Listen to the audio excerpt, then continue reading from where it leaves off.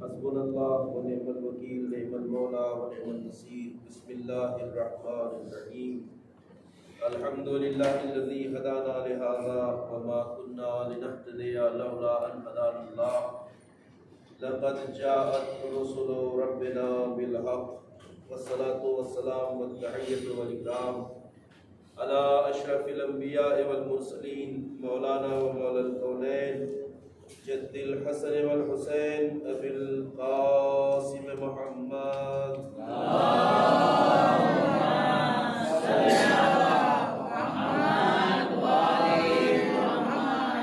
وعلى آله الطيبين الطاهرين المعصومين المظلومين الذين أذهب الله عنهم الرجس الله الدائمة الباقية الأبدية على أعدائهم وقاتليهم وغاصبي حقوقهم أجمعين من الآن إلى قيام يوم الدين أما بعد فقد قال الله سبحانه تبارك وتعالى وهو أصدق القائلين بسم الله الرحمن الرحيم إنما وليكم الله ورسوله والذين آمنوا الذين يقيمون الصلاة ويؤتون الزكاة وهم راكعون صلوات على محمد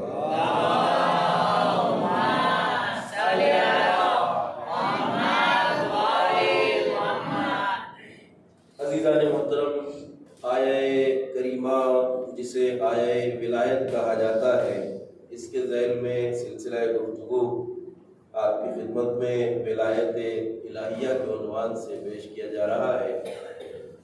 اور میں نے اس بات کی وضاحت کی کہ اللہ رب العزت نے اس آیہ کریمہ میں ارشاد فرمایا کہ بے شک اللہ تمہارا ولی ہے، اس کا رسول تمہارا ولی ہے، اور وہ صاحبان ایمان جو نماز کو قائم کرنے والے ہیں اور حالت رکوع میں زکوٰۃ دینے والے ہیں۔ اللہ نے اس آیت میں اپنی ولایت کا اعلان کیا، اپنے رسول کی ولایت کا اعلان کیا، اور اس ذات گرامی کی ولایت کا اعلان کیا جس نے حالت رکوع میں زکوٰۃ دی، یعنی ذات امیر المومنین حضرت علی ابن ابی طالب علیہ السلام۔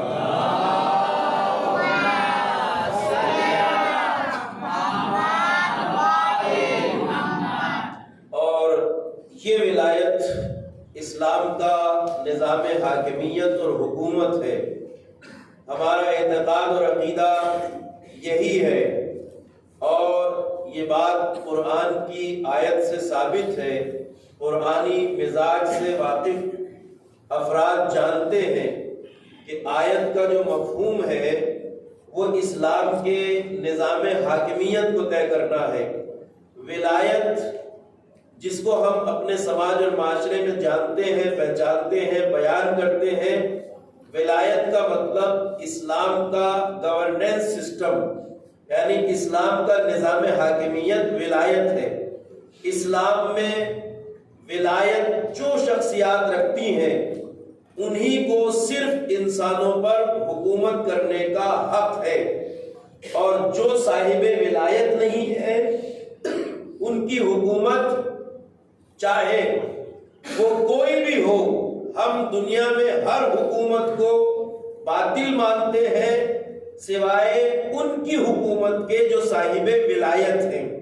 اللہ، رسول اللہ اور اہل بیت اطہار کے علاوہ ہم دنیا میں جو زندگی گزار رہے ہیں، اسلام کا نظام حاکمیت، گورننس سسٹم اگر کوئی چیز ہے تو وہ نظام ولایت ہے جو اس آیت میں بیان کیا گیا ہے۔ میں نے اپنے دوستوں سے یہ وعدہ کیا تھا کہ مفہوم ولایت اور معنی ولایت کیا ہے اس کو بیان کروں گا اس آیہ کریمہ کی روشنی میں۔ ولایت کسے کہتے ہیں یہ سمجھنا ہمارے لیے بہت ضروری ہے، اور اس مفہوم کو سمجھنے کے لیے ضرورت ہے کہ ہم اس کے مفہوم پر توجہ دیں۔ ولایت کسے کہتے ہیں؟ تذکرہ ہمارے یہاں ولایت کا ہوتا ہے، ذکر ہمارے یہاں ولایت کا ہوتا ہے ہماری مجلسوں اور محفلوں میں، اور ولایت ہی سے لفظ مولائی بنتا ہے۔ ہم ولایت اہل بیت اپنے دلوں میں رکھتے ہیں۔ ولایت یعنی اہل بیت اطہار کی حاکمیت کو تسلیم کرنا۔ ولایت صرف نعرے لگا لینے کا کام نہیں ہے، ولایت صرف محفل میں جھوم لینے اور گھوم لینے کا نام نہیں ہے۔ ولایت یہ ہے کہ انسان اپنے وجود پر اہل بیت اطہار اور صاحبان ولایت کی حاکمیت کو قبول کرے، یعنی میرے وجود پر جن کی حاکمیت اور حکومت ہے اللہ کی طرف سے، وہ صاحب ولایت ہیں۔ اب اگر ہم ولایت کے مفہوم کو سمجھنا چاہتے ہیں تو ذرا سا غور کریں۔ ایک مقام جہاں پر پیغمبر اکرم نے امیر المومنین کی ولایت کا اعلان کیا اور بالتبع اہل بیت کی ولایت کا اعلان ہوا، وہ جگہ میدان غدیر خم ہے۔ غدیر خم میں پیغمبر نے امیر المومنین کی ولایت کا اعلان کیا اور وہ جملہ ارشاد فرمایا جو ہمارے دلوں پہ نقش ہے، جو ہماری زندگی کا خلاصہ ہے، جو ہماری زندگی کے پہلے ورق پر تحریر ہے، جسے سنتے ہیں تو ہمارا دل خوشی سے بھر جاتا ہے، جسے سنتے ہیں تو ہمیں آرام قلب میسر ہوتا ہے۔ وہ کون سا جملہ ہے؟ من کنت مولا ہو فہذا علی مولا۔ پیغمبر نے 1.25 لاکھ حاجیوں کے بیچ فرمایا دیکھو جس کا میں مولا ہوں اس کا یہ علی مولا ہے۔ پیغمبر نے جو لفظ استعمال کی وہ وہی ہے جو اپنے لیے استعمال کی، یعنی جس کا میں مولا ہوں اس کا یہ علی مولا ہے۔ پیغمبر نے اعلان کیا، اتنے بڑے مجمع نے اعلان سنا، 1.25 لاکھ حاجی، 1,20,000 اصحاب پیغمبر کا مجمع میدان غدیر میں موجود تھا جو حج سے واپس آ رہا تھا۔ اس میدان میں رسول اللہ نے آگے جانے والوں کو پیچھے بلایا، پیچھے رہ جانے والوں کا انتظار کیا۔ جب یہ سارا مجمع جو لگ بھگ 1.25 لاکھ حاجیوں کا ہے میدان غدیر میں جمع ہو گیا تو پیغمبر نے فرمایا، اس اعلان سے پہلے خطبہ ارشاد فرمایا اور طویل خطبے میں مسلمانوں سے یہ کہا کہ عنقریب اللہ کی طرف سے میرا بلاوا آ سکتا ہے، لہذا اس سے پہلے میں تم سے بیان کرنا چاہتا ہوں۔ وہ جملہ جو پیغمبر نے فرمایا من کنت مولا ہو فہذا علی مولا، یہ جان غدیر ہے، یہ غدیر کا نچوڑ اور خلاصہ ہے۔ اتنے بڑے مجمع میں پیغمبر نے علی کی ولایت کا اعلان کیا اور لفظ وہی استعمال کی جو اپنے لیے استعمال کی، مگر امت نے جنہوں نے نظام ولایت سے بغاوت کی وہ کہتے ہیں کہ مانتے تو ہیں کہ پیغمبر نے یہ جملہ کہا، اور حدیث غدیر سے زیادہ راوی اسلام کی تاریخ میں کسی واقعے کے نہیں ہیں۔ غدیر سے زیادہ راوی نقل کرنے والے، بیان کرنے والے کسی واقعے کے نہیں ہیں جتنے غدیر کے ہیں۔ کہتے کہا تو تھا مگر مولا جو علی کو بنایا ہے اس کے معنی دوست کے ہیں، ساتھی کے ہیں، یعنی پیغمبر یہ چاہتے تھے کہ علی سے دوستی رکھنا، علی سے بس محبت کرنا۔ ہمارا کہنا یہ ہے کہ اگر دوستی کی بات ہوتی، اگر صرف ساتھ رہنے کی بات ہوتی تو پیغمبر کو اتنا بڑا اہتمام کرنے کی ضرورت نہیں تھی، اس لیے کہ جب قرآن ایک مومن کو پہلے سے مومن کا بھائی بنا چکا ہے تو جب بھائی بنا دیا گیا ہے تو پھر دوست بنانے کے لیے اتنا بڑا مجمع جمع کرنا عقل کے مطابق نہیں ہے۔ پیغمبر نے کیا کہنا چاہا تھا اس کے بارے میں امت سب کچھ مانتی ہے مگر وہ نہیں مانتی جو پیغمبر منوانا چاہتے تھے۔ اب پیغمبر کیا کہہ رہے تھے غدیر میں؟ یہ دوسروں کے لیے بھی ہے، اپنے بچوں کے لیے بھی ہے۔ اگر ہم یہ سمجھنا چاہتے ہیں کہ مولا کے معنی کیا ہے، وہ مولا جو پیغمبر نے بنایا اس کا مطلب کیا ہے، تو ایک بات کی طرف دھیان دینا پڑے گا۔ قرآن نے پیغمبر کے بارے میں کیا فرمایا؟ پیغمبر کے بارے میں قرآن مجید میں آیت نازل ہوئی اور اسی کے بارے میں رسول اللہ نے 1.25 لاکھ حاجیوں سے سوال کیا۔ ایک سوال جو پیغمبر نے یہ اعلان کرنے سے پہلے کیا تھا وہ سوال بھی اس لیے کیا تھا کہ کل کوئی یہ نہ کہہ دے کہ مولا کے معنی دوست یا ساتھی کے ہیں۔ پیغمبر نے تصدیق کرائی پہلے 1.25 لاکھ حاجیوں سے کہ کل کوئی یہ نہ کہہ دے کہ جن حاجیوں کے سامنے پیغمبر علی کو مولا بنا رہے تھے وہ لفظ مولا کے معنی نہیں جانتے تھے، کیونکہ نہیں جانتے تھے اس لیے بعد میں علی کو مولا نہیں مانا، آقا نہیں مانا، حاکم نہیں مانا۔ پیغمبر نے یہ سوال کر کے یہ بات ثابت کر دی کہ جتنے بھی میدان غدیر میں ہیں وہ مولا کے معنی جانتے ہیں۔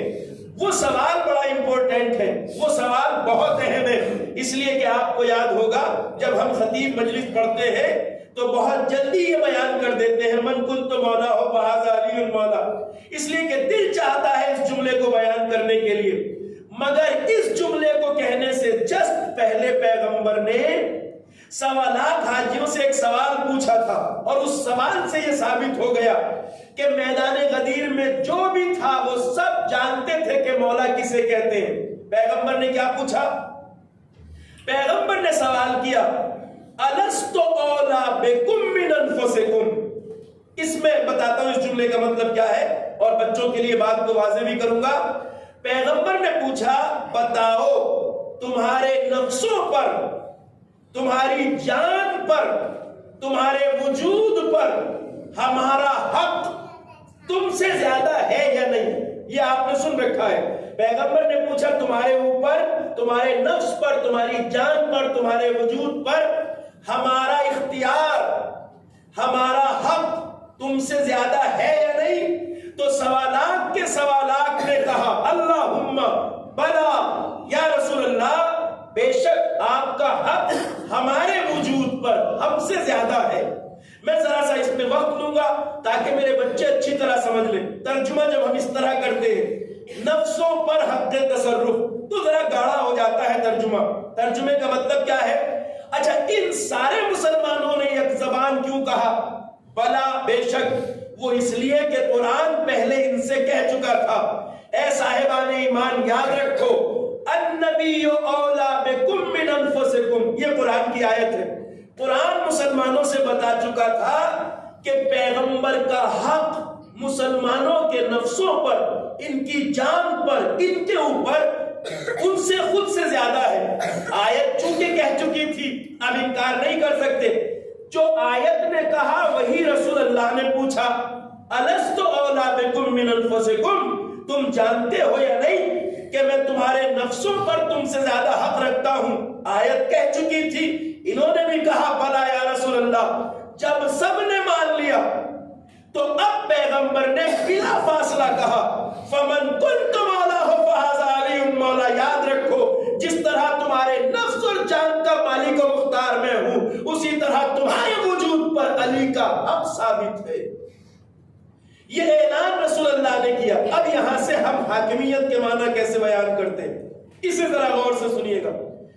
پیغمبر نے جو کہا تمہارے، اب اس کو ذرا سا میں وضاحت کرتا ہوں نفس پر حاکمیت کا مطلب کیا ہے۔ نفس پر حاکمیت کا مطلب یہ ہے عزیزوں، اور جو رسول پوچھ رہے تھے وہ یہ تھا کہ یہ جو تمہارا نفس ہے، نفس یعنی جسم اور روح کا مجموعہ، یعنی میرا بدن اور میری جان، روح، جو کچھ ہے اسے ملا کر میرا نفس ترتیب پاتا ہے۔ میرے وجود میں جو کچھ ہے اس پر پہلے حق اللہ، رسول اللہ اور اہل بیت کا ہے اور بعد میں میرا۔ اس کو اچھی طرح سمجھ لیجئے گا، اسے سمجھ لیا تو ولایت کے معنی سمجھ میں آ جائیں گے۔ یعنی میرے نفس پر ان کا حق، اختیار، حاکمیت مجھ سے زیادہ ہے۔ اس کو ذرا سنیے، حق کا مطلب کیا ہے؟ یعنی میرے وجود کے اندر، میرے بدن کے اندر، میرے جسم و جان کے اندر جو کچھ بھی ہے اس پر پہلے ان کا آرڈر چلے گا، بعد میں میرا چلے گا۔ پہلے ان کی مرضی چلے گی، بعد میں میری مرضی چلے گی۔ اب یہ بات میرے بچے سمجھ سکیں گے۔ میرے پاس آنکھ ہے میرے وجود میں، آنکھ کیا ہر چیز دیکھ سکتی ہے؟ کہ نہیں صاحب۔ جب کوئی چیز دیکھنا چاہتے ہو تو پہلے یہ دیکھو کہ اللہ، اس کے رسول اور اہل بیت اس کو دیکھنے کی اجازت دیتے ہیں یا نہیں۔ اگر اجازت دیں تو دیکھ سکتے ہو، اگر اجازت نہ دیں تو نہیں دیکھ سکتے۔ ہماری آنکھ پر بھی حکومت ہے اہل بیت کی۔ ہماری زبان ہے، زبان سے کیا ہر بات نکال سکتے ہو؟ کہ نہیں صاحب۔ وہ بول سکتے ہو جسے بولنا وہ جائز قرار دیں، وہ نہیں بول سکتے جسے جائز نہ قرار دیں۔ کان ہے میرے پاس، کیا میں ہر چیز سن سکتا ہوں؟ کہ نہیں صاحب۔ وہ سن سکتے ہو جس کو سننے کی وہ اجازت دے، وہ نہیں سن سکتے جسے سننے کی وہ اجازت نہ دے۔ ہاتھ ہے میرے پاس، کیا میں ہر جگہ اٹھا سکتا ہوں؟ کہا نہیں صاحب، ہاتھ ہے تمہارا مگر ہر جگہ نہیں اٹھا سکتے۔ وہاں اٹھا سکتے ہو جہاں اٹھانا وہ جائز قرار دے، وہاں نہیں اٹھا سکتے جہاں وہ اٹھانا جائز قرار نہ دے۔ پاؤں ہے میرے پاس، ہر جگہ جا سکتا ہوں؟ کہ نہیں صاحب، ہر جگہ نہیں جا سکتے۔ پاؤں تمہارا ہے مگر پہلے حکومت ان کی ہے، وہاں جا سکتے ہو جہاں جانا وہ جائز قرار دے، وہاں نہیں جا سکتے جہاں وہ جانا واجب قرار نہ دے۔ میرے دل میں کوئی بات آتی ہے، میں یہ چیز کھاؤں، کیا ہر چیز کھا سکتے ہو؟ کہ نہیں صاحب، منہ تمہارا ہے مگر ہر چیز نہیں کھا سکتے۔ کھا وہ سکتے ہو جسے کھانے کی وہ اجازت دے، وہ نہیں کھا سکتے جسے اجازت نہ دی جائے۔ کیا میرا دل جو چاہے کروں؟ ایک کام میرا دل چاہ رہا ہے کرنے کے لیے، ہر کام کیا میں اپنی مرضی سے کر سکتا ہوں؟ کہ نہیں صاحب، جسم تمہارا ہے، وجود تمہارا ہے مگر پہلے حق ان کا ہے۔ ہر کام نہیں کر سکتے، وہی کر سکتے ہو جسے کرنا وہ جائز قرار دے، وہ نہیں کر سکتے جسے وہ کرنا جائز قرار نہ دے۔ اب میں نے کافی وضاحت کر دی ہے، میرے بچے سمجھ گئے کہ نفس پر حاکمیت کا مطلب کیا ہے۔ پیغمبر نے یہی پوچھا تھا، الست اولیٰ بکم من انفسکم، کیا تمہاری جانوں پر ہمارا حق تم سے زیادہ ہے یا نہیں؟ یعنی تمہارے وجود پر پہلے ہماری حکومت ہے، بعد میں تمہاری مرضی۔ جب سب نے کہہ دیا بھلا یا رسول اللہ، بے شک یا رسول اللہ، تو اب پیغمبر نے کہا بس جس کی جان کا مالک میں ہوں، اس کی جان کا مالک علی ابن ابی طالب ہے۔ صلوات پڑھیے بر محمد و آل محمد۔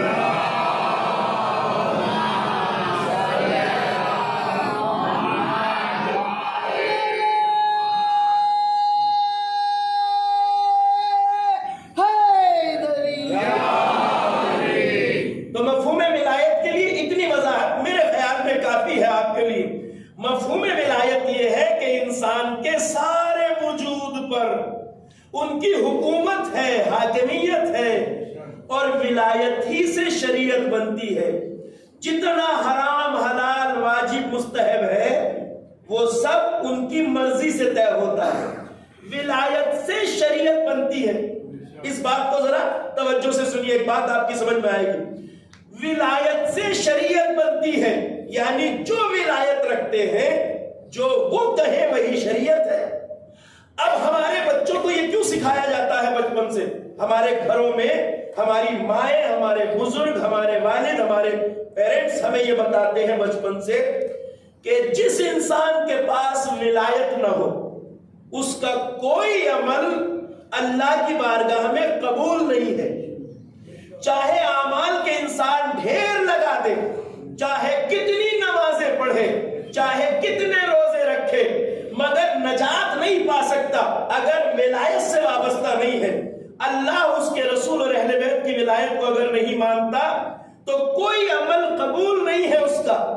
حتیٰ کہ شعر میں کہا گیا ہے کہ خلاف کعبہ کفن ہو حرم میں موت آئے، خلاف کعبہ کفن ہو حرم میں موت آئے، اگر علی سے محبت نہیں تو کچھ بھی نہیں۔ ایک صلوات پڑھے بر محمد و آل محمد۔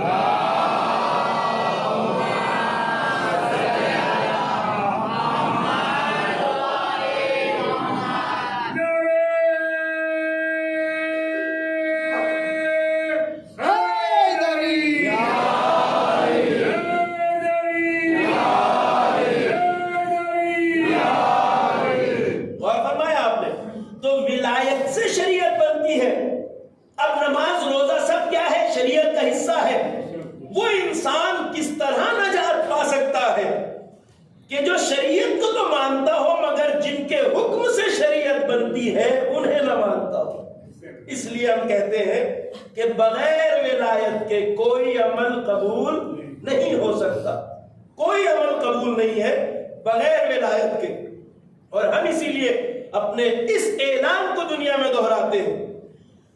ولایت یعنی اسلام کا گورننس سسٹم، نظام حاکمیت۔ رسول اللہ نے اپنے بعد امیر المومنین کو جو معین کیا ہے وہ حاکمیت کے لیے معین کیا۔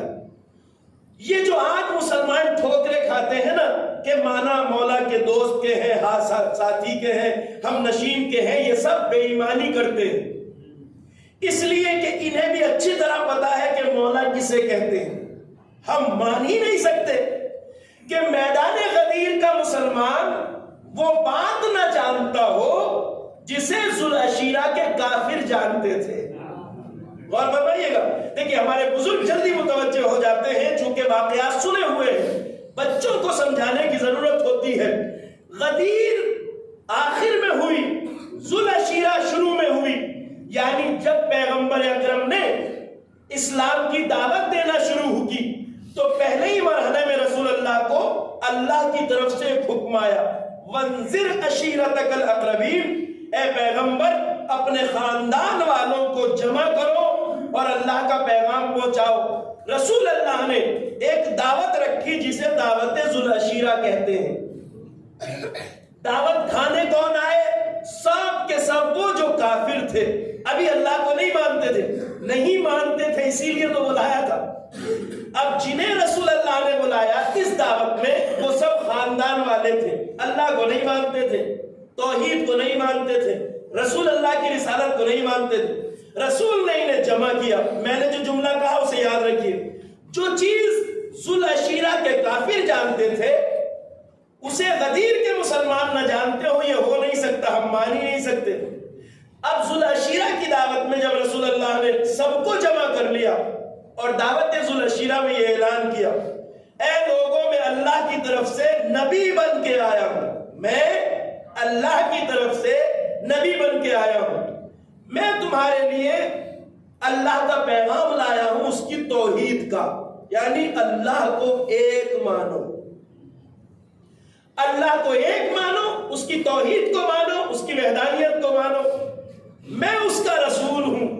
اور اب پیغمبر نے کہا کہ جو اس مسئلے میں سب سے پہلے میری مدد کا وعدہ کرے گا، میرا ساتھ دینے کا وعدہ کرے گا، وہی میرا خلیفہ، وہی میرا جانشین، وہی میرا بھائی، وہی میرا وصی، وہی امت میں میرے بعد ولی ہوگا۔ رسول اللہ نے کہا، اور آپ سب کو اچھی طرح پتا ہے کہ کوئی ساتھ دینے کے لیے نہیں اٹھا سوائے ایک ذات کے، امیر المومنین علی ابن ابی طالب علیہ السلام۔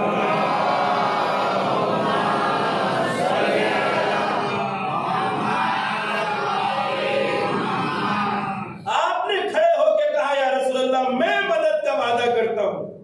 جب 3 بار پیغمبر نے بٹھایا اور 3 بار علی نے کہا یا رسول اللہ میں مدد کا وعدہ کرتا ہوں۔ واقعہ میں نے بچوں اور جوانوں کے لیے سنایا ہے، بزرگ کا واقعہ سب کا سنا ہوا ہے، میں اس نتیجے تک لاتا ہوں جو بات میں نے کہی۔ اب جب علی نے وعدہ کر لیا تو پیغمبر نے علی کا ہاتھ پکڑا اور ان کافروں کے بیچ کہا، غدیر میں مسلمانوں کے بیچ کہا تھا، وہاں کافروں کے بیچ کہا دیکھو یہ میرا وصی، میرا بھائی، میرا خلیفہ، امت میں میرے بعد میرا خلیفہ اور جانشین ہے، یہ ولی ہے مسلمانوں کا۔ کہا یا نہیں کہا؟ پیغمبر نے کہا۔ اور اب جب رسول اللہ نے یہ بات کہہ دی تو وہ جو دعوت کھانے آئے تھے سب دعوت کھا کر نکلنے لگے، اور جب نکل رہے تھے تو تاریخ میں ایک بات ملتی ہے کہ وہ جب نکل رہے تھے تو ابو طالب کو ایک تانا دیتے ہوئے جا رہے تھے۔ جو نکل رہا تھا ابو طالب کو ایک تانا دے رہا تھا چھیڑنے کے انداز میں۔ انہوں نے کیا کہا ابو طالب سے؟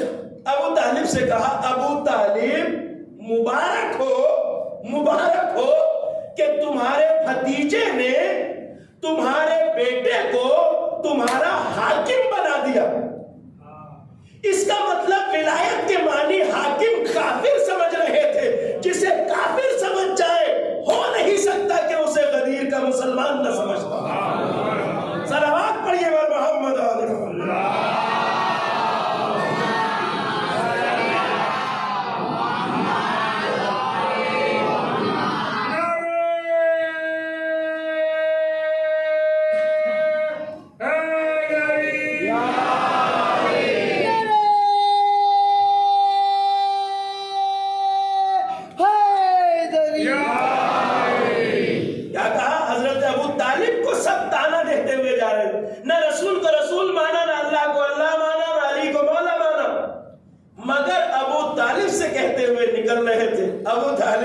मुबारक हो, लो तुम्हारे भतीजे ने तुम्हारे बेटे को तुम्हारा हाकिम बना दिया। हाकिम है ना, हम कहते हैं मौला के माना हाकिम है, वो काफिर हो के समझ रहे थे। अच्छा, एक सवाल की तरफ और आपके जहनों को मुतवज्जे करूं, ये निकलने वाले काफिर सिर्फ अबू तालिब से ये बात क्यों कह रहे थे? खानदान वाले तो और भी थे, रिश्तेदार तो और भी थे, उनसे भी कह सकते थे लो तुम्हारे भतीजे को मौला बना दिया, लो तुम्हारे भाई को हाकिम बना दिया। सिर्फ अबू तालिब को ताना क्यों दिया? इसलिए कि अबू तालिब को ताना इसलिए दिया गया कि अली मौला है, मगर किसके? मोमिन के, काफिर के मौला नहीं है। वो जाने वाले काफिर भी जानते थे कि हमारे बीच अगर कोई मोमिन है तो वो बस अबू तालिब है, वगरना ताना किसी और को भी दे सकते थे, किसी और को भी छेड़ सकते थे, मगर अली मौला है किसके? मोमिन के, काफिर के नहीं। इसलिए किसी और से नहीं कहा, हजरत अबू तालिब से कहा। मैं भी पैगंबर अकरम की खिदमत में हाथ जोड़ के कहूंगा, या रसूल अल्लाह, जुल अशीरा में आए हुए इन सारे काफिरों के सामने अली को मौला बनाने की, अली की विलायत की, अली की जानशीनी और खिलाफत की बात करने की जरूरत क्या है या रसूल अल्लाह? जिनसे आप ये कह रहे हैं कि ये मेरा भाई, मेरा वसी, मेरा वजीर, मेरा खलीफा, मेरा जानशीन है, इनसे आप कह रहे हैं जिन्होंने अभी अल्लाह को अल्लाह नहीं माना, आपको अभी रसूल अल्लाह नहीं माना। भाई जुलशीरा में जो लोग थे अल्लाह को थोड़ी मानते थे ना, रसूल अल्लाह को मानते थे। तो मैं कहूंगा या रसूल अल्लाह, जिन्होंने अभी अल्लाह को अल्लाह नहीं माना, आपको रसूल अल्लाह नहीं माना, उनके सामने अली को अपना खलीफा बताने की जरूरत क्या है? यहां अली की विलायत के ऐलान करने की जरूरत क्या है? शायद पैगंबर मुस्कुरा के जवाब दे, इस्लाम को इस बात की कोई परवाह नहीं कि कोई इस्लाम के दायरे में आए या ना आए, मगर पहले ही दिन अली की विलायत का ऐलान करके बताए दे रहा हूं कि जब जब भी कोई इस्लाम में आए, पहले विलायत को कबूल करे, बाद में इस्लाम में कदम रखे। ये नुस्खा है पैगंबर ने जो बताया, और यही वो ऐलान था। तो मेरी बात साबित हुई, जो कल काफिर जानते थे कि मौला के मानी हाकिम है, हो ही नहीं सकता कि गदीर में 1.25 लाख हाजी उस बात को न जानते हो। वो सब अच्छी तरह जानते थे कि अली आका बनाए गए हैं, मौला बनाए गए, हाकिम बनाए गए, और पैगंबर ने तो कोई हुज्जत छोड़ी ही नहीं। इसलिए कि सिर्फ ऐलान नहीं किया रसूल अल्लाह ने, बल्कि मैदान गदीर से उस वक्त तक किसी भी हाजी को जाने नहीं दिया 3 दिन तक, जब तक एक एक ने अली के हाथ पर बैत नहीं कर ली। बैत कराई है ना गदीर में, रसूल अल्लाह ने सबसे अली के हाथ पर बैत कराई है। जब कोई मेहमान हज से आने वाला हो या कहीं से भी, तो रिश्तेदारों को उसका इंतजार रहता है। आजकल तो खैर कम्युनिकेशन का दौर है, आप उसकी लोकेशन का पता लगा सकते हैं, पूछ सकते हैं कहां हो, मगर उस जमाने में जब कोई वसाइल नहीं थे, जराए नहीं थे, आने वाला मेहमान अगर आ जाना है आपके यहाँ और उसका 3 दिन तक कोई अता पता न हो, तो यकीनी तौर पे आप परेशान होंगे।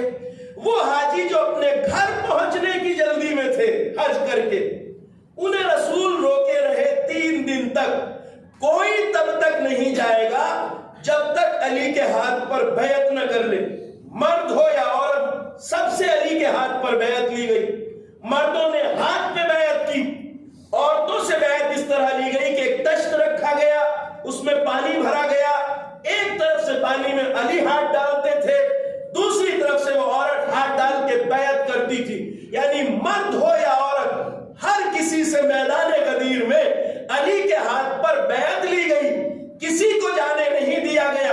और पैगंबर अकरम ने यह एहतमाम इसलिए किया कि कल कोई आने वाला मौला के माना दोस्त न कहे, इसलिए कि बैत दोस्त की नहीं कराई जाती बल्कि हाकिम की कराई जाती है। सलावत पढ़िए बर मोहम्मद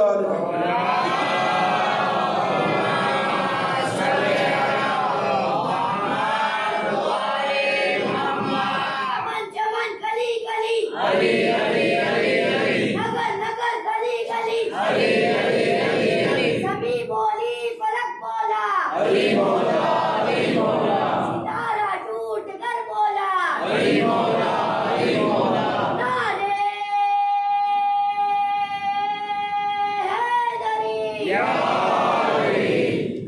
تو بیعت کرائی امیر المومنین کی، ہر ایک سے بیعت کرائی رسول اللہ نے، 3 دن تک کسی کو نہیں جانے دیا۔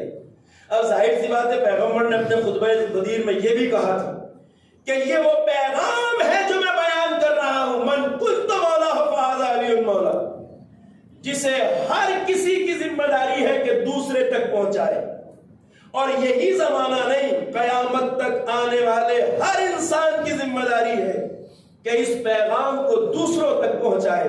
یہ جو ہم آج ذکر غدیر کر رہے ہیں یہ پیغمبر کے اسی حکم کے نتیجے میں ہے۔ آج ہم اعلان ولایت کو دہرا رہے ہیں، پیغام غدیر کو بیان کر رہے ہیں لوگوں کے سامنے۔ تو غدیر وہ جگہ ہے جہاں رسول اللہ نے امیر المومنین کی ولایت کا اعلان بھی کیا اور اپنی زندگی میں اپنا جانشین اور خلیفہ بنا کر لوگوں سے علی کے ہاتھ پر بیعت بھی لی، اعلان بھی کیا۔ ہمارے یہاں بعض لوگ یہ کہتے ہیں غدیر میں ولایت کا اعلان ہوا، غدیر میں ولایت کا اعلان ہوا۔ عزیزوں، غدیر اس لیے بڑی نہیں ہے کہ وہاں صرف اعلان کیا۔ اگر بات بس اعلان کی ہوتی کہ اعلان کر دیا علی کی ولایت کا، تو پھر اعلان تو رسول اللہ ابتدائے بعثت سے کرتے آ رہے تھے۔ غدیر اور ذوالشیرہ میں پھر فرق کیا ہے؟ مسلمانوں کو اتنی عداوت ذوالشیرہ سے نہیں ہے جتنی دشمنی غدیر سے ہے۔ تو یہ دشمنی اس لیے نہیں ہے کہ بس اعلان کیا گیا تھا، چونکہ اعلان تو رسول شروع سے کر رہے تھے۔ ذوالشیرہ میں اعلان کیا، یوم خیبر اعلان کیا، خندق کے دن اعلان کیا، جس دن حدیث منزلت ارشاد فرمائی اس دن اعلان کیا، کہا اے علی تجھ سے میری نسبت ویسی ہی ہے جیسی موسیٰ سے ہارون کو حاصل تھی، الا انہ لا نبی بعدی، بس فرق یہ ہے کہ موسیٰ کے بعد اور نبی آنے تھے، میرے بعد کوئی نبی نہیں آئے گا۔ کیا نہ کیا؟ تو علی کی ولایت کا اعلان تو رسول اللہ زندگی بھر کرتے آئے تھے۔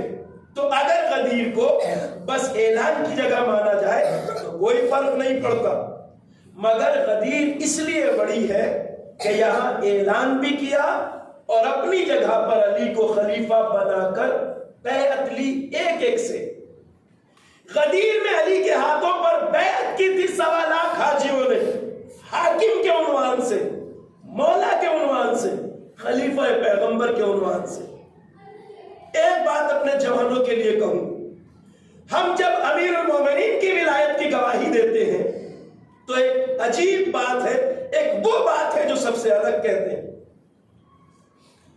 عام طور سے اگر ہمارے بچے سے، جوان سے کوئی یہ سوال پوچھ لے تو اس سوال کا جواب تب تک نہیں دے سکتا ہمارا بچہ جب تک کہ غدیر کے واقعے کو اچھی طرح نہ سمجھ لے۔ اور وہ اعتراض کیا ہے؟ دیکھیے میں بات کہتا ہوں آپ سے، امت اسلام میں 90% مسلمان امیر المومنین اور اہل بیت کا احترام کرتے ہیں۔ سب کو ایک لاٹھی سے نہیں ہانکا جا سکتا۔ 90% مسلمان امیر المومنین کو اور اہل بیت کو مانتے ہیں، ان کی تعظیم کرتے ہیں، ان کی فضیلتیں پڑھتے ہیں، اقرار کرتے ہیں فضائل کا۔ تو ان میں اور ہم میں فرق کیا ہے؟ ذرا سا اس فرق کی طرف ذہنوں کو متوجہ کر دوں۔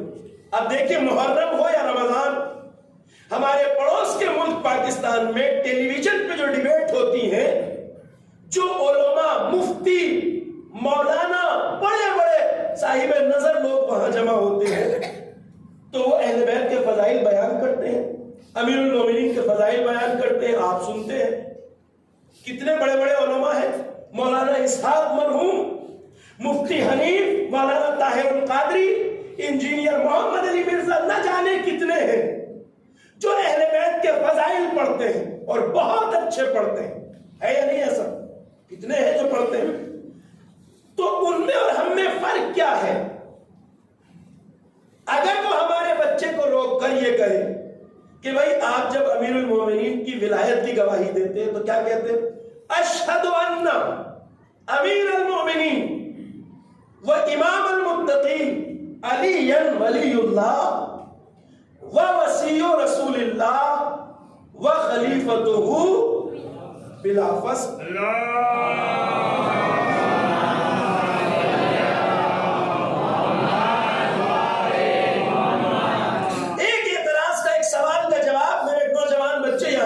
اس مجلس سے لے کے جائے. اب 90% مسلمان اہل بیت کو مانتے ہیں. بہت کم ہے وہ نحس لوگوں کی تعداد ناسبیوں کی جو اہل بیت سے عداوت رکھتے ہیں اور ان کا حساب امت سے جدا ہے. اب یہ 90% مسلمانوں میں سے کوئی ہم سے یہ کہے کہ بھائی امیر المومنین کے بارے میں جو تم کہتے ہو وہی تو ہم بھی کہتے ہیں, مگر فرق کہاں پر ہے؟ فرق ہے وَخَلِيفَتُهُ بِلَا فَصْلٍ. اگر ان سے پوچھا جائے اور وہ یہ کہیں آپ نے کہا اشہدو ان علی ولی اللہ, وہ کہیں گے ہم بھی علی کو ولی اللہ مانتے ہیں, اور ایسا ویسا ولی نہیں. جتنے ولیوں کے مزار پہ ہم سر جھکاتے ہیں وہ سارے ولی بھی اپنا مولا علی کو مانتے ہیں, ہے یا نہیں؟ بھائی خواجہ اجمیری ہو, نظام الدین اولیاء ہو, جتنے بھی ولی ہیں دنیا میں وہ سب مولا علی کو اپنا آقا و مولا مانتے ہیں. تو وہ کہیں گے کہ صاحب آپ علی کو کہتے ہیں اشہد ان علی ولی اللہ, تو ہم بھی مانتے ہیں ولی اللہ. وہ وصی رسول اللہ, آپ کہتے ہیں رسول اللہ کے وصی ہے نائب, ہم بھی مانتے ہیں. وہ امام المتقین, کہا امام المتقین بھی مانتے ہیں. وہ خلیفتہ, کہ ہم خلیفہ بھی مانتے ہیں رسول اللہ کو. سب کچھ تو مانتے ہیں, فرق کہاں پہ ہے؟ فرق ہے وَخَلِيفَتُهُ بِلَا فَصْلٍ. ہم علی کو خلیفہ مانتے ہیں بلا فصل, وہ خلیفہ مانتے ہیں تیسرے نمبر کے بعد. توجہ فرمائے, وہ فاصلے سے خلیفہ مانتے ہیں, ہم بلا فصل مانتے ہیں. وہ کہیں اگر کہ آپ کے پاس کیا دلیل ہے خلیفہ بلا فصل ہونے کی, سمجھ رہے؟ فرق یہی پر ہے وَخَلِيفَتُهُ بِلَا فَصْلٍ میں. وہ کہیں کہ جو ہم مانتے ہیں وہی تم, پھر فرق جو ہے وَخَلِيفَتُهُ بِلَا فَصْلٍ کا. ہم کہتے ہیں 3 کے بعد, تم کہتے ہو بلا فصل, تو دلیل کیا ہے؟ ہمارے پاس علی کو خلیفہ بلا فصل ماننے کی دلیل میدان غدیر خم ہے, جہاں سے رسول اللہ نے کسی کو تب تک نہیں جانے دیا جب تک اپنے خلیفہ کے ہاتھ پر بیعت نہیں لے. صلوات پڑھیے بر محمد و آل محمد.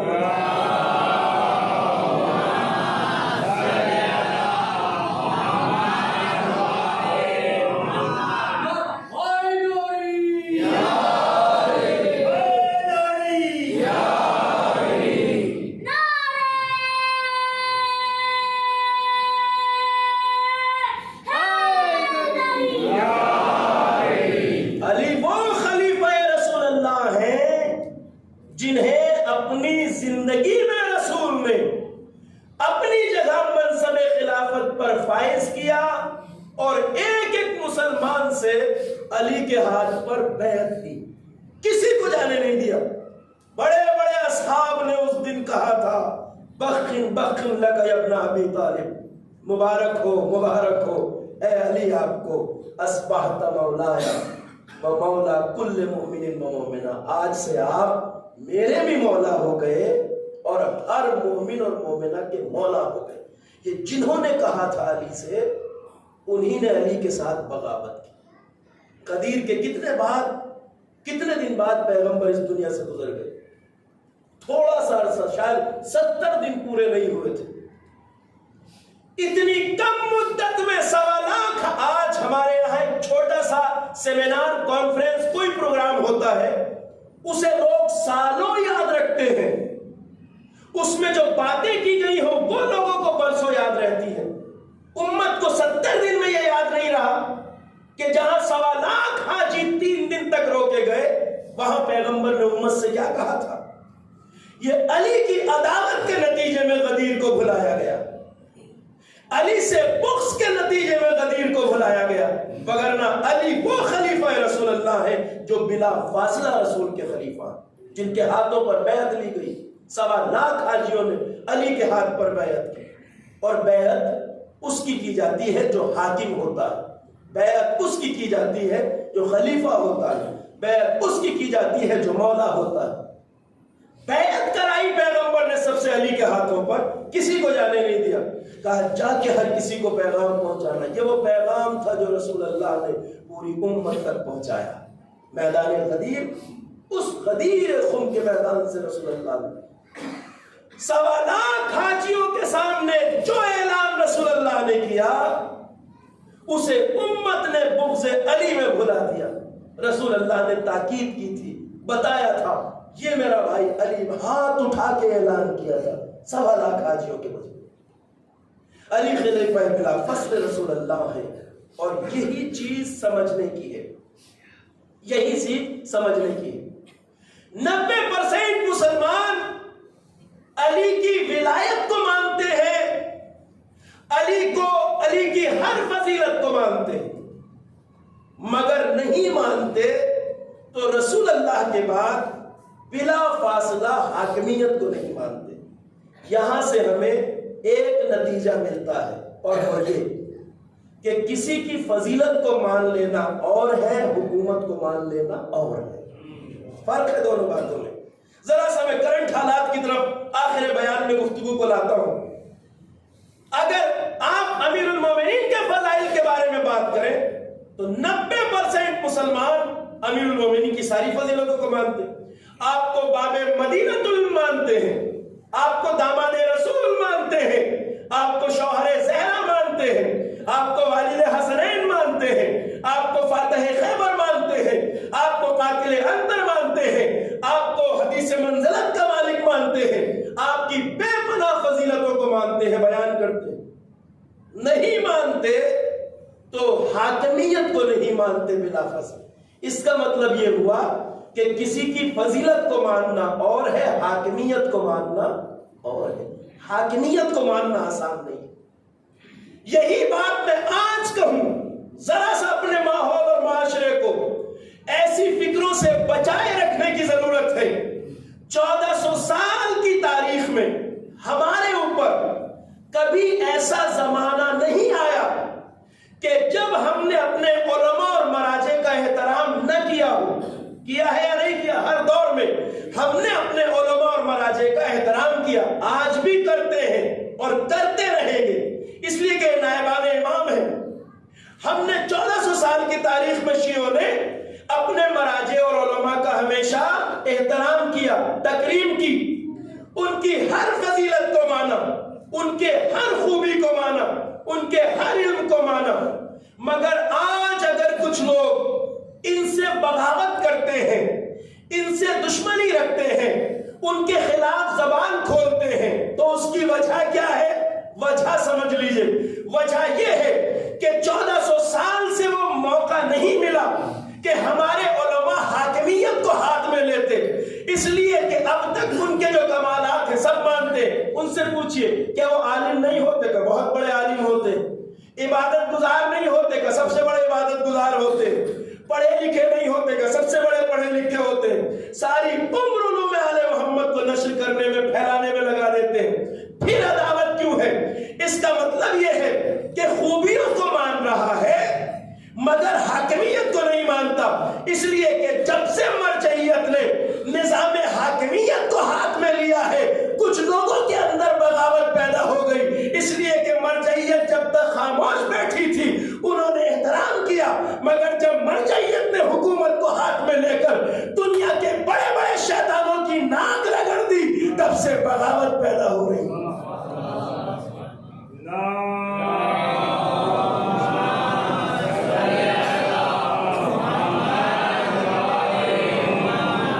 یہ ہمارے علماء اور مراجع کرام ہیں جن کی حاکمیت نے آج دنیا کے شیطانوں کی ناک رگڑ کے رکھ دی ہے، جن کی سربراہی اور ہدایت نے آج ملت شیعہ نہیں پورے عالم اسلام کو عزت کی زندگی عطا کی ہے۔ آج اگر داعش کے ظالمانہ پنجوں سے کربلا محفوظ ہے، نجف محفوظ ہے، قازمین محفوظ ہے، سیریا کا روضہ زینب کبریٰ محفوظ ہے، تو وہ انہی مراجع کی قدرت اور طاقت کی وجہ سے۔ نہ ہوتی تو آج سب کچھ اجڑ گیا ہوتا۔ داعش کسی معمولی آندھی کا نام نہیں تھا، بہت بڑی تعداد میں آئے نہیں تھے، لائے گئے تھے۔ ان کے پیچھے دنیا کی بہت بڑی لابی تھی۔ ہیلری کلنٹن جو اس دور میں امریکہ کی فارن منسٹر تھی، اس نے اپنی کتاب میں اقرار کیا ہے اب آ کر، شیعوں کا سب سے بڑا کمال یہ ہے کہ ہم گہری نظر رکھتے ہیں، جسے دنیا والے بعد میں سمجھتے ہیں اسے ہم پہلے دن سمجھ جاتے ہیں۔ ہم نے پہلے دن کہا تھا کہ داعش والوں کا اسلام سے کوئی تعلق نہیں، یہ اسلامی چہروں کے ساتھ جنہیں اتارا گیا ہے وہ سب اسلام دشمن ہیں۔ ہیلری کلنٹن نے اپنی ایک کتاب میں لکھا ہے جس کا نام ہے دا ہارڈ چوائسز، اس میں وہ کہتی ہے کہ داعش کو بنانے کے لیے میں نے ایز اے وزیر خارجہ دنیا کے 120 ملکوں کا سفر کیا۔ درندوں کو لایا گیا تھا، قاتلوں کو لایا گیا تھا، ظالموں کو لایا گیا تھا، سزائے موت پائے ہوئے مجرم سعودی جیل خانوں سے اس شرط پہ چھوڑے گئے تھے، جو بدکاری کے مرتکب تھے، قتل کے مرتکب تھے، زنا کے مرتکب تھے، جن کو سزائے موت ہونی تھی، انہیں جیل سے یہ کہہ کے چھوڑا گیا تھا کہ ہم تمہاری سزائے موت معاف کرتے ہیں اس شرط پہ کہ تم جا کے داعش کے ساتھ مل جاؤ۔ بڑے بڑے مجرموں کو لایا گیا تھا۔ اگر اس طوفان کو روکا ہے تو وہ نائبان امام کی طاقت نے روکا ہے۔ اگر ان ظالموں کو نیست و نابود کیا ہے تو ہماری مرجعیت کی پاور نے۔ اس کا مطلب یہ ہے کہ فضیلت کو ماننا اور ہے، پاور کو ماننا اور۔ یہی واقعہ کل ہوا تھا۔ ہمیں بیدار رہنا ہے، اپنے سماج اور معاشرے کو بری فکروں سے بچا کے رکھنا ہے، یہ ہماری ذمہ داری ہے۔ عزیزوں، غدیر کو بھلا دیا امت نے، اور غدیر کو بھلانے کے نتیجے میں کربلا ہوئی۔ اگر امت نے علی کی ولایت سے بغاوت نہ کی ہوتی تو اس طرح فرزند رسول حسین کو 3 دن کا پیاسا کربلا میں ذبح نہ کیا جاتا۔ دین کو اگر غلط راستوں پہ نہ ڈالا جاتا، شریعت کو اگر غلط راستوں پہ نہ ڈالا جاتا، اسلام کے نظام حاکمیت گورننس سسٹم سے اگر بغاوت نہ کی جاتی تو پھر یزید جیسے بدکار مسند خلافت پہ نہیں آ سکتے تھے۔ حسین نے نانا کا شہر چھوڑا، وہ شہر جہاں بچپن گزرا تھا، جہاں نانا کو پناہ ملی تھی، وہاں حسین کو پناہ نہ مل سکی۔ مکہ آئے، مکہ سے جب کربلا کی طرف روانہ ہوئے حسین تو روایت کہتی ہے کہ راستے میں ہر کا لشکر ملا، 1000 فوجیوں کے ساتھ ابن زیاد نے حسین کا راستہ روکنے کے لیے ہر کو بھیجا۔ ہر کا لشکر سامنے آیا، کہا یا ابا عبداللہ، آپ کو کہیں بھی جانے دیا جا سکتا ہے مگر کوفے نہیں جانے دیا جائے گا، آپ کو کوفے نہیں جانے دیا جائے گا، آپ اپنا راستہ بدل لیجئے۔ حسین راستہ بدل کے چلتے رہے، یہاں تک کہ ایک سرزمین ایسی آئی جس سرزمین پر حسین کا گھوڑا خود بخود رک گیا۔ عزادارو، آقا نے 2 بار گھوڑے بدلے، 3 بار گھوڑے بدلے، مگر کوئی گھوڑا آگے نہیں بڑھ رہا تھا۔ مظلوم کربلا نے پوچھا، کوئی مجھے اس زمین کی نام بتاؤ، اس سرزمین کا نام کیا ہے؟ آپ کو پتا ہے عزادارو، 2 محرم کو قافلہ حسینی میدان کربلا پہنچا۔ کل کی جو تاریخ ہے عزاداران مظلوم کربلا، حسین نے جب سواری پہ سواری بدلی اور گھوڑا آگے نہ بڑھا تو سوال کیا، اس سرزمین کا نام کیا ہے؟ کہنے والے نے کہا، مولا اس سرزمین کو غازریہ کہتے ہیں۔ کہا اچھا، اس کا کوئی اور نام بھی ہے؟ کسی نے آگے بڑھ کے کہا، مولا اس زمین کو نینوا کہتے ہیں۔ کہا اچھا، اس کے علاوہ بھی کوئی نام ہے؟ کہا آقا اسے شط فرات بھی کہتے ہیں۔ کہا اچھا، اس کے علاوہ بھی کوئی نام ہے؟ کہا مولا اسے کربلا بھی کہتے ہیں۔ جیسے ہی کربلا کا نام سنا، حسین نے کہا ھذا ارض کرب و بلا، یہ کرب اور بلا کی زمین ہے، یہیں پر ہماری سواریاں اتریں گی، یہیں پہ ہمارا سامان اتارا جائے گا، اسی سرزمین پہ ہمارا خون بہایا جائے گا، اسی سرزمین پہ ہمارے جوانوں کے گلے کاٹے جائیں گے، اسی زمین پہ ہمارے بچے ذبح کیے جائیں گے، اسی زمین پر لوگ हमारी ज़ियारत को आएंगे, यहीं पे हमारे लाशें बेगोरो कफन पड़े होंगे। अजरुकुम अल्लाह पुरसा देने के लिए जमा हुए हैं अज़ादारा ने मज़लूम करबला। करबला आ गई, हुसैन का काफिला करबला आ गया, काफिला ठहर गया। आका ने अस्बाब सफर वहीं उतारने का हुक्म दिया। जब अस्बाब सफर उतर रहे थे, ज़ैनब कलेजे को थामे हुए आई, आगे कहा माँ जाए ये कैसी सरजमीन है भैया, कहाँ ठहर रहे हो माँ जाए, कहाँ कयाम कर रहे हो भैया, जब से मैं यहाँ आई हूँ मेरा कलेजा तड़प रहा है भैया, मुझे सुकून नहीं दिख रहा है भैया, ये जमीन बड़े कर्ब और रंज की जमीन है भैया, जब मैंने इस जमीन पे कदम रखा तो इस जमीन की खाक उड़ के मेरे सर पे आ गई भैया। हुसैन ये कौन सी सरजमीन है? कहा बहन ज़ैनब यही हमें उतरना है। कयाम किया गया। मज़लूम करबला ने इसी जमीन के मालिक कबीले बनी असद के लोगों को बुलाया, कहा हम इस जमीन पे कयाम करना चाहते हैं और हम यहाँ ठहरना चाहते हैं, इसलिए अपनी जमीन की कीमत बताओ। सैयद शुहदा ने उस जमीन की कीमत अदा की। इसे कहते हैं हुसैन की अमानतदारी। जिस जमीन पे उतर रहे हैं वो हुसैन की अपनी मिल्कियत है। जमीन को खरीदा, खरीदने के बाद बनी असद के मर्दों को जमा किया, कहा देखो ये जमीन जहां हम उतरे हैं इस पर हमारे गले काटे जाएंगे, इस पर हमारे घर लूटे जाएंगे, इस पे हमारे बच्चे ज़िबा हो जाएंगे। तुमसे एक वसीयत करता हूं कि जब हमारे लाशें बेगुस्ल कफन इस जमीन पे पड़े हो तो बस इतना करना कि हमारे लाशों को आके दफन कर देना।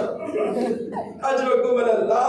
मर्दों से वसीयत करने के बाद हुसैन ने कबीले बनी असद की औरतों को बुलाया, औरतों से जमा करके खेमे में कहा ए बनी असद की औरतों, अगर कल लश्कर यजीद के डर से तुम्हारे मर्द आकर हमारी लाशों को दफन न कर सके तो तुम इतना करना कि टोलियां बना के इस मक्तल में आना, हमारी लाशों को दफन कर देना। मर्दों से वसीयत करने के बाद हुसैन ने औरतों से वसीयत की, औरतों से वसीयत के बाद मजलूम करबला ने कबीला बनी असद के नन्हे नन्हे बच्चों को बुलाया। हाय हुसैन की मजलूमी, छोटे छोटे बच्चे उस कबीले के आए, बच्चों से खिताब करके कहा ए नन्हे बच्चों, कल जब हमारी लाशें यहाँ बिखरी पड़ी हो उनमें मेरा अकबर होगा, उनमें मेरा कासिम होगा, उनमें मेरे नन्हे अली असगर का लाशा होगा। ए बनी असद के बच्चों, अगर तुम्हारे बड़े, तुम्हारे बाप, तुम्हारी माँ आकर हमारे लाशों को दफन न कर सके तो इतना करना कि तुम खेलते हुए इस जमीन पे आना और अपने हाथों से करबला की खाक उठा उठा कर मुट्ठी मुट्ठी भर हमारे बेकफन लाशों पे डाल देना। आए मजलूम करबला हुसैन, सलाम उस बेकस पर। करबला में लाशें बिखरे पड़े थे, मैदान करबला की जमीन पर लाशें बिखरे पड़े थे। करबला के बाद 3 दिन गुजर गए लाशों को पड़े हुए। यकायक कबीला बनी असद की कुछ औरतें पानी भरने फरात के किनारे आई। 13 मुहर्रम आ चुकी थी, क्या देखा? एक बयाबान में लाशें बिखरी है, मुअत्तर लाशें, पाकीज़ा लहू से करबला का बन महक रहा है। ये औरतें दौड़ी हुई आई, अपने मर्दों से कहा अरे नाअहलो घरों में बैठे हो, जरा देखो वहां ज़मीने करबला पर पाकीज़ा लाशें बेगौर कफन पड़े हैं। बनी असद के मर्द आए, लाशाए शुहदा को दफन किया। इमाम सैयद शुहदा का लाशा ज़ैनुल आबिदीन ने आकर दफन किया। वसयअलमुल लज़ीना ज़लमू अय्य मुनक़लबिन यनक़लिबून, इन्ना लिल्लाहि व इन्ना इलैहि राजिऊन। इलाही बिहक़्क़ि ज़हरा व अबीहा व बालिहा व बनीहा والسر المستودع فیہا، پروردگار تیری عظمت و جلالت و شان کرم کا واسطہ ہمارے ذکر عبادت کو قبول فرما، پروردگار بندگی و اطاعت کی توفیق عطا فرما، گناہوں سے اجتناب کی توفیق عطا فرما۔ رب کریم ہمارے دلوں میں عشق و محبت اہل بیت کو زیادہ سے زیادہ فرما، پروردگار ہمارا حشر و نشر محمد و آل محمد کے ساتھ فرما۔ رب کریم تجھے واسطہ تیری عظمت و جلالت کا مقامات مقدسہ کربلا مولا، نجف، اشرف، سامرہ اور روضہ سیدہ زینب کی حفاظت فرما، وہاں حفاظت کر رہے نوجوانوں کے عزم و ہمت اور حوصلوں میں اضافہ فرما، پروردگار علماء اعلام اور مراجع کرام کا سایہ ہمارے سروں پہ برقرار رکھ۔ رب کریم منتقم خون حسین فرزند زہرا حضرت حجت کے ظہور میں تعجیل فرما، ہمیں اس لائق بنا کہ ہم اپنے امام کے ناصرین میں شامل ہو سکیں۔ ماتم حسین